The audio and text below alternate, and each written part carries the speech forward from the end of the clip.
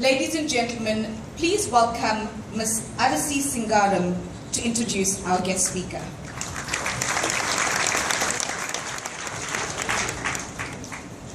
Lord Vanakkam. My name is Arasi Singaram and I am the chairperson of the Tamil Federation of KwaZulu-Natal Youth Forum. I would like to formally welcome you to today's event. I hope you are enjoying yourselves. We are very excited to have you all. It gives me immense pleasure to welcome on our guest speaker, Mr. Kumeren Govender. He is a fellow member of the youth and he really is breaking boundaries at his young age. Mr. Kumeren Govender is a fourth-year medical student at UKZN's Nelson R. Mandela School of Medicine and is currently the only undergraduate selected to be on a dual-track program where he is also currently undertaking a master's degree in the health sciences simultaneously. He has graduated from his high school Star College with 12 distinctions and had placed among the top learners in South Africa and achieved a distinction in Tamil. He was commended by the Dean for his academic achievements and also received the Vice Chancellor's Award for being ranked among the top 5 students in the medical faculty. Recently, he has won the Golden Key Chapter Award, which recognizes all-rounded achievers around the globe.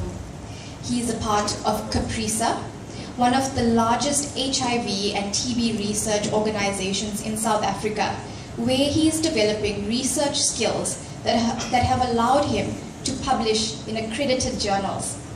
Govender is the chairperson and founder of SAMHSA, which is South African Medical Students Association, the KZN branch, and also a member of the UKZN's Debating Club, UKZN Hindu Students Association, the Golden Key International Society, the Surgical Society, and even our very own TFKZN Youth Forum, as you all know. He has a profound devotion for South Indian culture and has studied several advanced sci-fi courses. He currently plays several instruments, including the harmonium, and specializes at the Indian Carnatic violin, of which he is learning via Skype. He is also a vocal student of Guru Kumaresan Chetty and is inspired by India's revolutionary vocalist T.M. Krishna. Ladies and gentlemen, please help me in welcoming Mr. Kumeren Govender to the stage.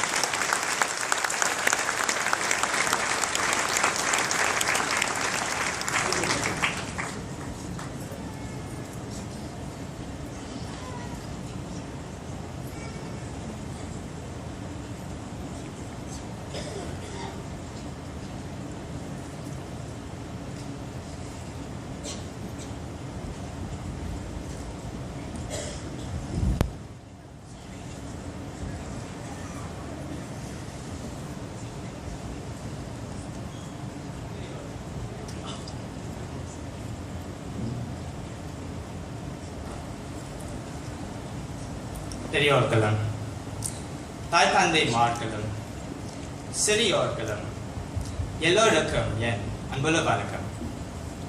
Respected elders, mothers and fathers, and dear children, I would like to extend my gratitude to each and every one of you for being here today and supporting this event by our very own Tamil Federation Youth Forum. Now, before I start, I just want to give you a bit of a history of our youth forum. And it is a wing of the Tamil Federation that began last year with a conference that we had in Sidara. Now, at this conference, we had numerous delegates attending, and youth came from Johannesburg, Cape Town, and even Port Elizabeth. And at this conference, the youth had an opportunity to discuss pertinent issues about the Tamil community. And these were issues relating to language in the school curriculum, to methods to encourage Tamil classes, as well as issues of conversion that were brought up. And what was most astonishing is that the youth themselves conceptualized the way forward. And this is what brought up to this movement, the Tamil Youth Federation. And this is exactly what we need. We need the youth to be custodians of our culture. And as you have witnessed today, you can see the immense talent present here today. And I would like to congratulate all the dance schools, the dance teachers for their endless efforts, the parents as well for all their time, and the students who continue to push boundaries against all odds to bring to us a performance of this nature. So one of my most inspirational Carnatic music performers in India is T.M. Krishna, as Dr. Arasi mentioned. And he's quite well known and is often known as the stunt man of Carnatic music. And this is because of his very conflicting and unforeseen delivery of music. And it's very far from orthodox. And so for me, when anything is different from the norm, it excites me. And so I had to purchase his book. And this book was called A Southern Music, The Carnatic Story. And funny enough, it actually cost me more to ship the book from India than the actual price of the book. And when I read this book, he divided Carnatic music into 3 chapters. He first spoke about the experience and his personal connection to music. He spoke about the context in the modern day world, and he spoke about the history and future. So today I want to take the structure and not apply it to music as T.M. Krishna did, but to culture. I've often asked myself, what does culture really mean? And it's a very broad term, as you know. And being in the medical profession, the first meaning that comes to my mind when I hear culture is about culturing bacteria. And essentially what that is, it's where we take bacteria, we put it in a growth plate, and we let it grow. But the culture I'm speaking about, essentially, is the way of thinking and the way of living. And it includes arts, literature, language, and religion. And the one thing that is common with culturing bacteria and the culture of our everyday life, that it's both about growing and changing and adapting to the world. The world is at a time where culture is evolving exponentially, and this is being driven by globalization. We are all becoming one big family, and wherever you live in the world, we all have access to things like McDonald's and Apple products. And this shows our interconnectivity. And so our culture is exposed to more variability than ever before. But it is also exposed to vulnerability. But where do we draw the line? When do we stop performing a prayer out of fear and instead do it out of love? When do we reflect on outdated ancient practices? And how do we respond to radical cultural changes such as sexuality, so issues of homosexuals and premarital sex?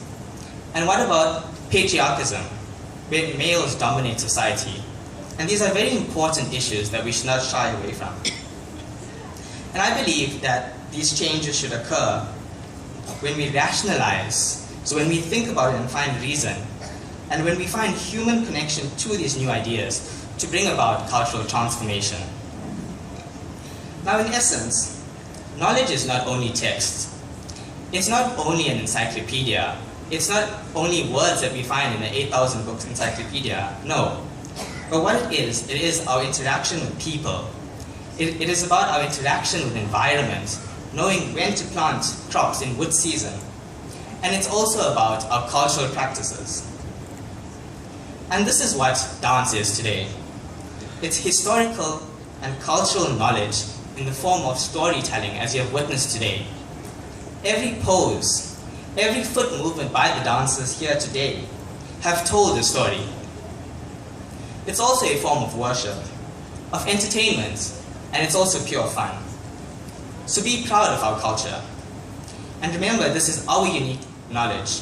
be it our language, our Carnatic and devotional music, and our multiple South Indian dance forms such as Bharatanatyam, and ensure that you preserve it.